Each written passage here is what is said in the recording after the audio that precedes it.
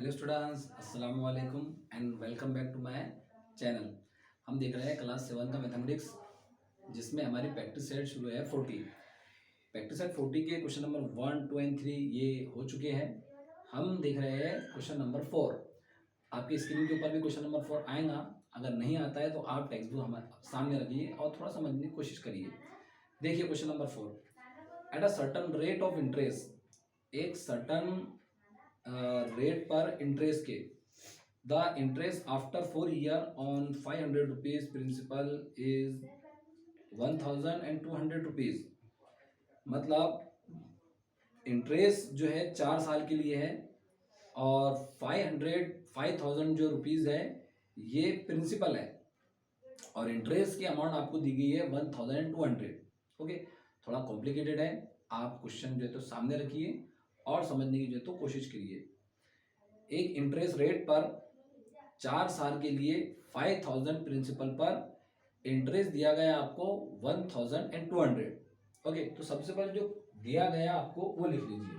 देखिए सबसे पहले दिया गया आपको टाइम पीरियड, और टाइम पीरियड को आप कहते हैं टी। ठीक है, टी की वैल्यू दी गई है आपको इस क्वेश्चन के अंदर 4 ईयर्स। ओके स्टूडेंट्स, उसके बाद में आपको जो वैल्यू दी गई है वह है प्रिंसिपल की, P for principal.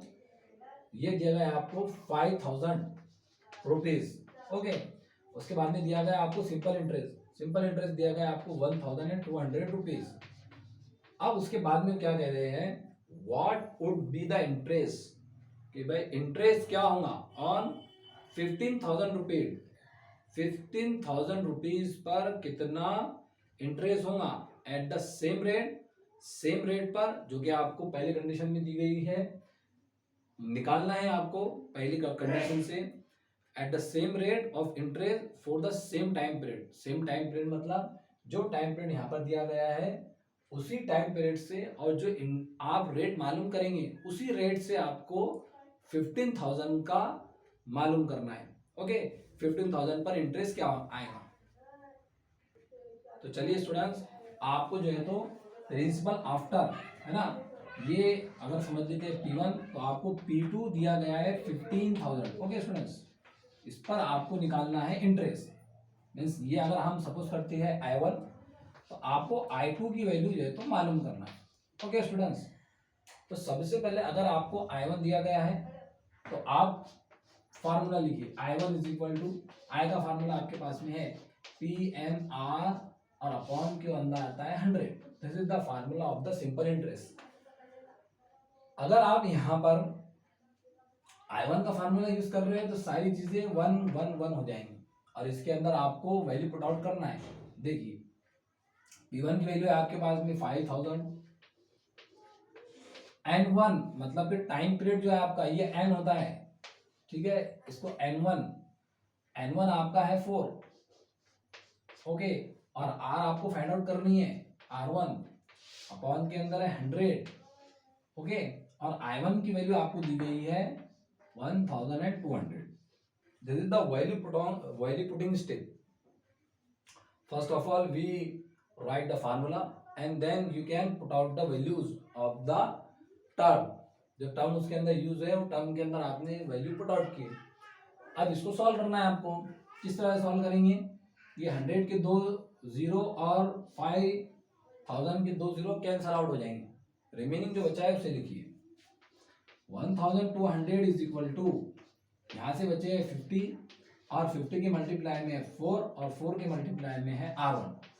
Okay students, अब यहां से देखिए अगर आपको R1 की वैल्यू मालूम करना है, R1 इज इक्वल टू, तो R1 की वैल्यू किस तरह से आएंगी, R1 के मल्टीप्लाई में जितनी भी टर्म आपको दिख रही है मल्टीप्लाई के अंदर, तो ये जब इक्वल टू के इधर शिफ्ट होंगी तो ये इस टर्म के, ठीक है, इस टर्म के अपॉन में आएंगी, यानी कि डिवाइड में आएंगी। ठीक है, डिवाइड के अंदर लीजिए दोनों टर्म को, 50 को और 4 को, और ऊपर लिखिए 1200। ओके, अब इसको सॉल्व करते हैं आप तो R1 की वैल्यू आपके पास में आ जाती है। सॉल्व करने का तरीका बहुत आसान है। देखिए किस तरह सॉल्व करेंगे। सबसे पहले तो 0 0 कैंसिल कर दीजिए, ये 0 कैंसिल, क्या बचा है आपके पास में 120 अपॉन के अंदर 5 है और 4 है और इज इक्वल टू करके है R1। ओके, देखिए 4 है और 12 है, 4 1 ज़ा 4 और 4 3 ज़ा 12, लेकिन ये 3 पर लग जाएंगे यहाँ का 0, तो आ जाएगा आपका 30/5 is equal to R1। Okay students, R1 is equal to 30/5, और 30/5 का मतलब ये है कि 30 को डिवाइड करना है 5 से, तो 5 का टेबल पढ़ लीजिए। R1 इज इक्वल टू आपका आ जाएगा 6, ठीक है, 6% ये आ चुका है आपका R1। अब इसी से आपको ये जो रेट आया है, इसी से आपको 15,000 का 4 ईयर के लिए निकालना है इंटरेस्ट, ठीक है। तो अब क्या होता है कि आपको ये वैल्यू मालूम करने के लिए यहाँ पर एक रूल समझना है।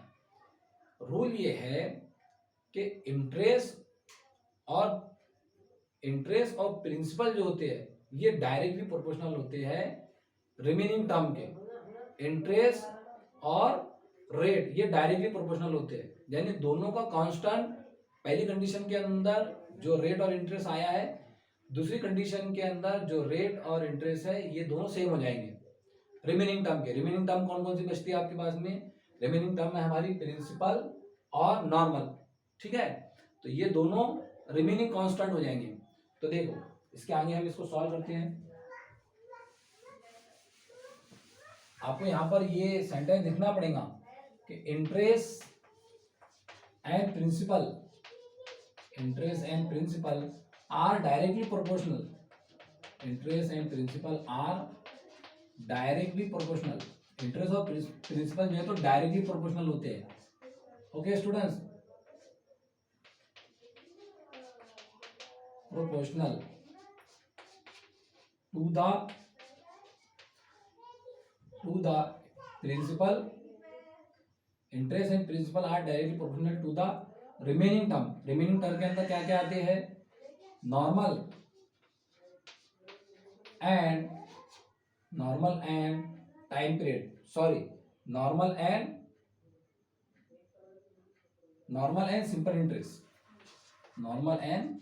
Simple interest. देखिए स्टूडेंट्स, R1 की वैल्यू आ चुकी है हमारे पास में 6%। ओके, अब यहाँ पर आपको एक रूल समझना है।